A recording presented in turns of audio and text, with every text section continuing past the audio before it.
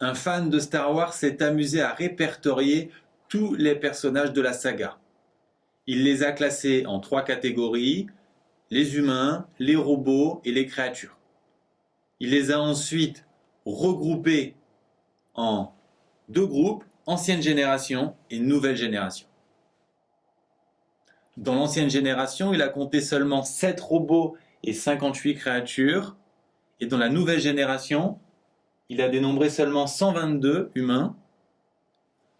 Ensuite, il a lu qu'il y avait en tout 7864 personnages, dont seulement 570 de l'ancienne génération et un total de 4306 robots. On vous demande pour commencer de construire un tableau croisé rassemblant ces informations. Le plus important dans ce type d'exercice, c'est de bien construire le tableau. Donc on fait attention, il y a 3 catégories humains, robots et créatures qu'on va mettre à l'horizontale et à la verticale, on va mettre les 2 groupes, ancienne et nouvelle génération. Ensuite, il faut remplir le tableau avec les données du texte. Il y a 7 robots, mais attention, de l'ancienne génération. Donc les robots de l'ancienne génération, ils sont ici. 58 créatures, toujours ancienne génération, ils sont à l'intersection ici. Un total de 7864 personnages. Le total, on le met là. On a 122 humains nouvelle génération, humains de nouvelle génération à l'intersection ici. 570 personnages au total dans l'ancienne génération. Le total de l'ancienne génération, il est ici. Et enfin, un total de robots de 4306 qui est là. On vous demande ensuite de compléter le tableau. On travaille par différence. Il faut que le total ici fasse 570. Donc, on va faire la différence entre ce total et ces 2 cases pour trouver ce nombre. De la même façon, ici, par différence, on va trouver cette case. Ensuite, on peut trouver celle-là.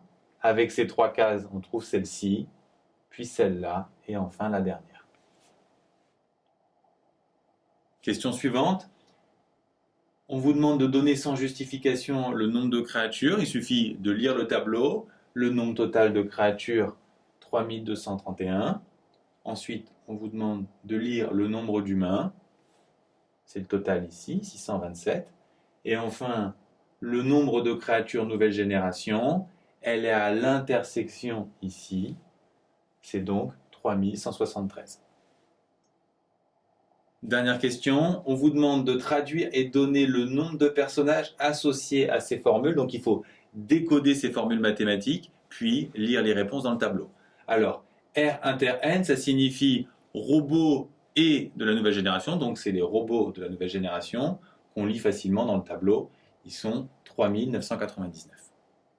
Ensuite, A inter H bar, ça signifie ancienne génération et non humain.